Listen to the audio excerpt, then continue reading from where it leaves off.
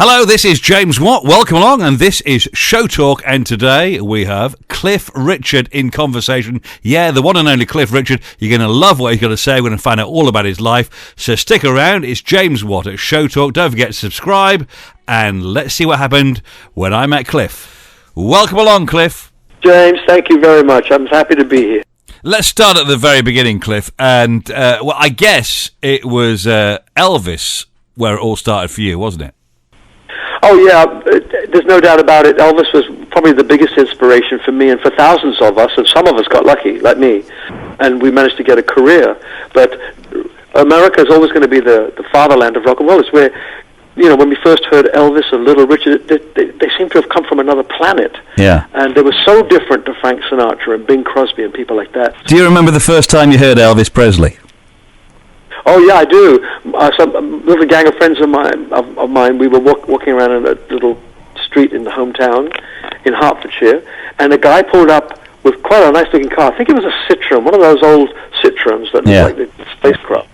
And he rushed into a newsagent, probably to buy paper or cigarettes or something.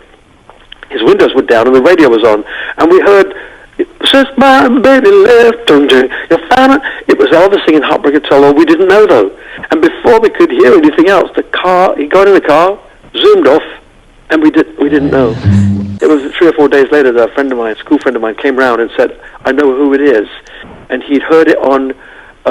It was the American Forces Network, which came from Germany. Yeah. You know, in those days we used to have those little tiny radios, and we could pick up things like that. And he said, "It's a guy called Elvis Presley, and it's called Heartbreak Hotel." Well, we were out there saving up our pocket money, buying the record, buying the albums after that. It was just a wonderful time. So exciting. And, of course, hot on Elvis's heels was all the other stuff, the Little Richard and the Buddy Holly and the Everly Brothers, Ricky Nelson.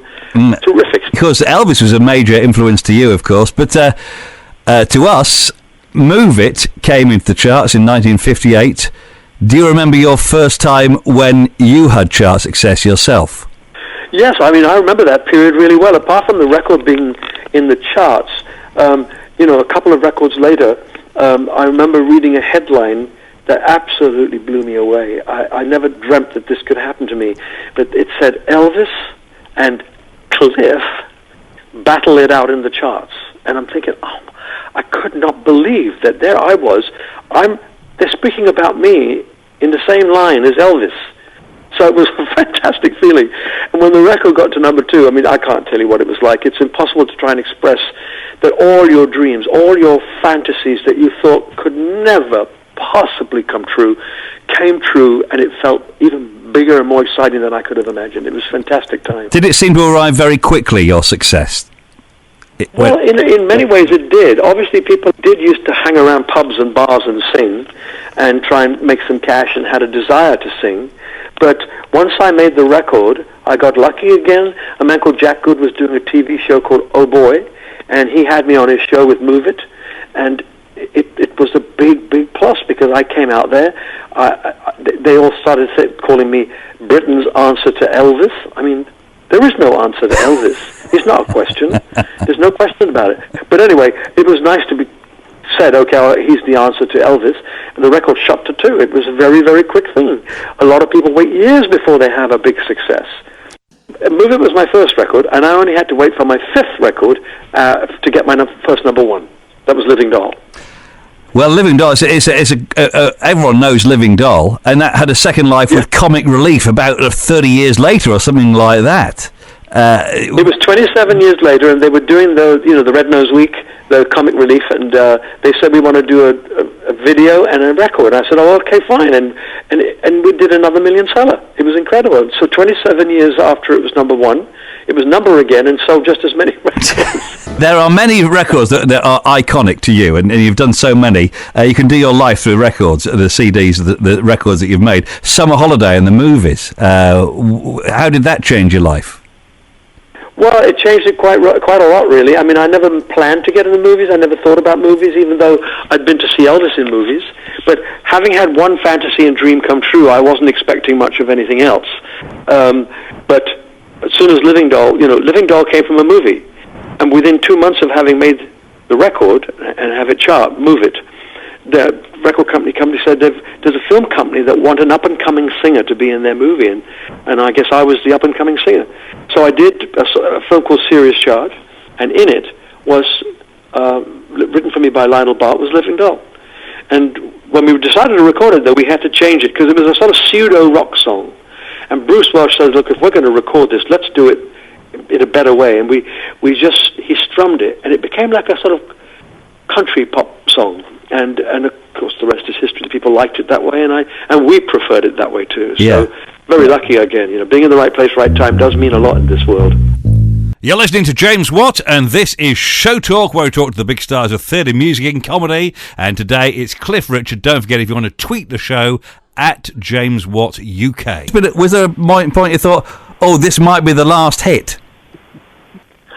Well, at the very beginning, all of us were written off as either one-hit wonders, or a clever Dick phrase was, here today but gone tomorrow. Yeah.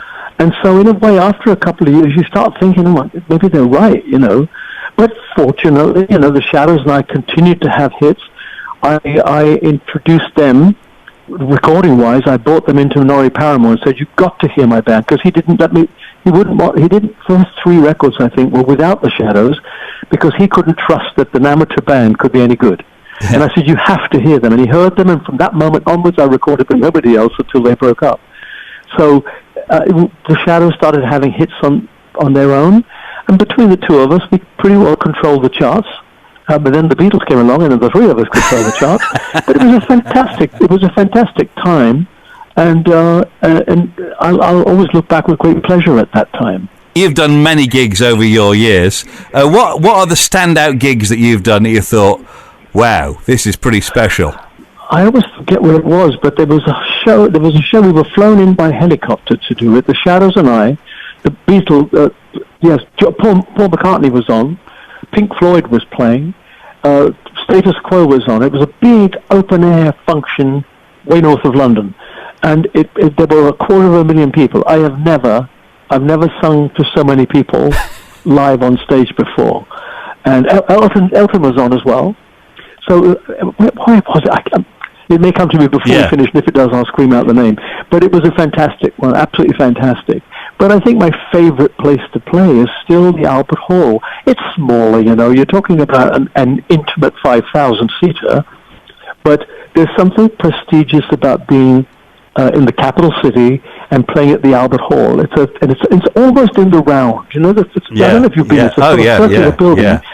The stage is at one end, but you still feel as though you've got in fact, I do have, there's people sit behind you too. So I quite like the atmosphere of that.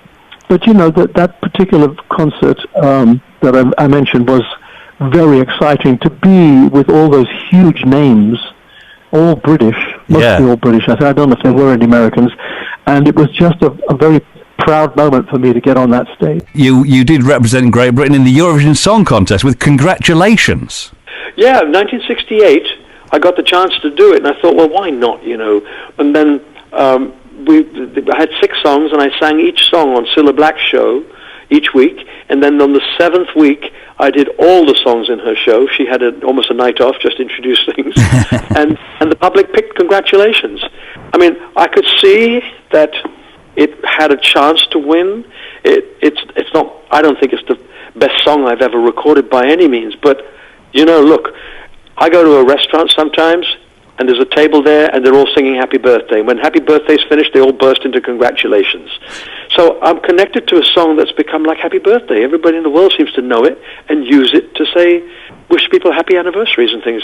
So I'm very happy about it. And it turns out that even though I didn't win, I may well have won.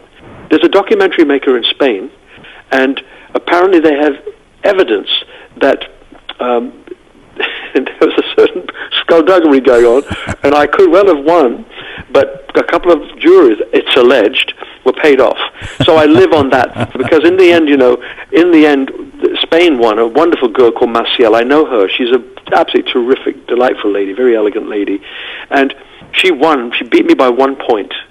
Wow. I outsold her in Spain. That year, Congratulations became the fastest-selling pop single in the history of Spanish records. That could have been broken by now, but at that stage that proved a lot to me. And so even though my name will never be down as winning Eurovision, I think I probably did. Late 70s, early 80s, you had another major resurgence into chart success, and We Don't Talk Anymore, an iconic song for you. Yes, it's been the biggest selling single that I've ever released. It was a worldwide hit. And again, you know, Alan Tarney, who wrote the song, was in my band, played bass for me. And, you know, and the guy that wrote Devil Woman for me, Terry Britton, and also did a whole album of stuff with me, he was the guitarist in my band. And they used to play me their songs, and I'm thinking, oh, I'm never going to be able to keep them in my band. I have to be prepared to lose these guys because they've just got something else to do. But they've stayed in touch with me, and they've written for me, and both of them have produced some of my biggest hits. And so We Don't Talk Anymore was one of Alan's, and I'm really grateful the fact that I not only knew them, but they're friends, and they're great writers, and gave me first choice. And Wired for Sound in the same sort of era as well. It was a very much a song of that moment, wasn't it? It was absolutely, dead right. Again, Alan Tarney wrote that one for me, and we did an album called Wired for Sound. We Don't Talk Anymore came from an album that, in fact, Terry Britton produced most of the tracks, which was called Rock and Roll Juvenile. We hadn't planned to do that Alan Tarney song on it, but they arrived, Bruce Welch and Alan Tarney arrived at the studio while we were recording this other album and said, what do you think of this? And I said, fantastic, save it, we'll do it on the next album. He said, no, we've got to release it now. Terry and I looked at each other and we thought, well, okay, it is a big hit. We put it on the album, and of course it was the big hit. This is James Watt with Cliff Richard at SHOWTALK, SHOWTALK.BIZ's website, and at James Watt UK via Twitter. Talking to Cliff about, where he lives, really. Lots of houses. I do have houses everywhere, and I live everywhere, really. I tend to spend the summers in Portugal. I go to Barbados in the winter, and then I travel around. I do tours, and I like being in America. I enjoy being. I go there to record as well. But so I spend most of my life traveling around, to be honest with you. But I live everywhere. I mean, the houses I have feel like home. I'm a very fortunate man in that I wake up in the morning, no matter where I am. I'm in London as I speak to you, and I'm looking out the window thinking, oh my God, how did I ever get to be right smack here in London looking at a fabulous landscape of Canary Wharf? And it's fantastic for me. I am a very fortunate person.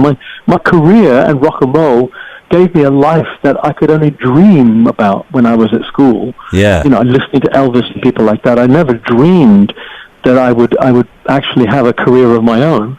But, you know, it happens, and sometimes there's a certain amount of luck involved, but the thing about luck is you have to recognize it and then grab it by the throat and don't let go until something happens.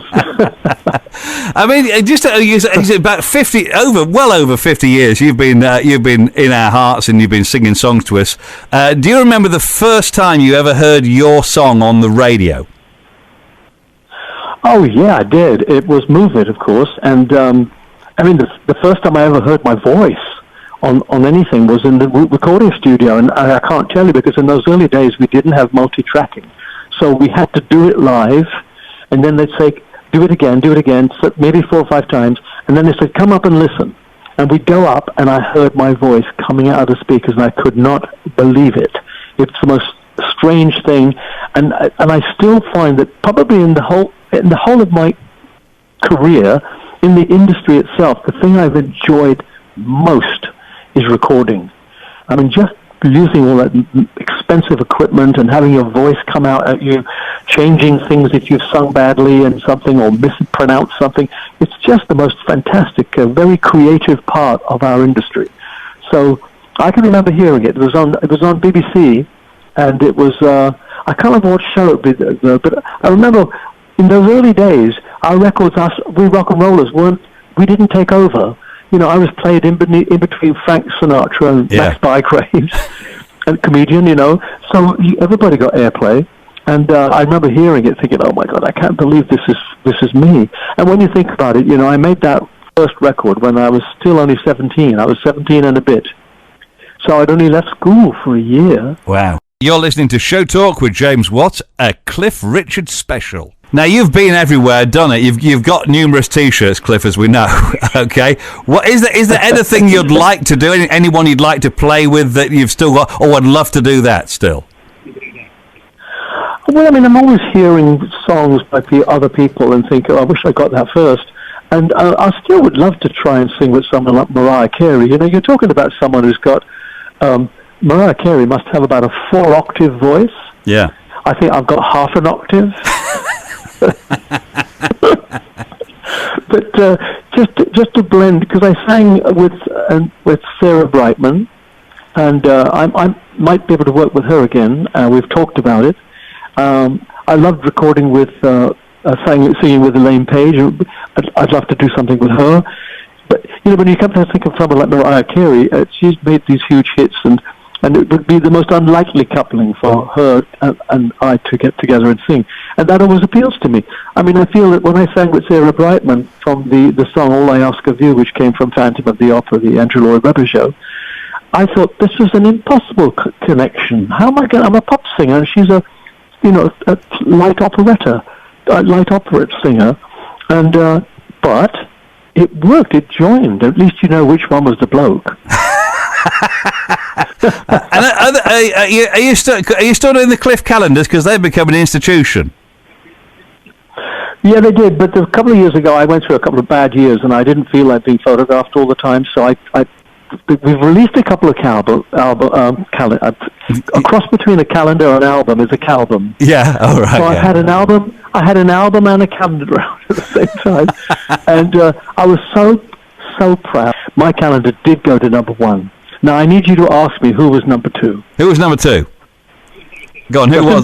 Justin Bieber. Justin Bieber. I looked at that. I laughed so much. I thought to myself, how can this be happening to me? It's just impossible, you know. Wow. And of course, funny enough, Justin Bieber and I have quite a lot in common, in that he started at the age of about 17, and I'd made my first record at 17. It's funny how, when you think about life as it goes on, nothing really changes. 3 big hits at Christmas time, started with Mistletoe and Wine. What was it like when you first got a Christmas hit? It was really exciting because, you know, that time of the year, it's really tough to get into the charts, let alone get to number 1, because I don't know about if it's true now, but certainly way back, certainly 10 years or more, 15 years or more back, you sold more records between October and December than the rest of the year combined. And it's because everyone's building up for that Christmas festivity and buying things to give away to people, that it was a tough market. Everybody and their mother and their grandmother released records. It was fantastically competitive, and it was fun, real fun. So to get to number 1, it meant a great deal to me. And I think people think of me as Christmas and number 1s, but you know what? I can only remember 3 Christmas number 1s, and one of them wasn't even a Christmas song. It was a song Bruce and I wrote called I Love You, and it was number 1 at Christmas in 1962, I think. Then, of course, I had Mistletoe and Wine, and then there was Saviour's Day. Okay, I released Little Town, but it was number 8. Yeah. I released a couple There of was other songs Millennium like, Prayer we thought of as well. Millennium Prayer was a number 1, you're right. And although it wasn't a Christmas song, it was more a millennium theme, and it had a kind of... There was a religious connotation, but only that it was a prayer. I couldn't believe that some radio stations and some DJs refused to play it. And I'm thinking, why?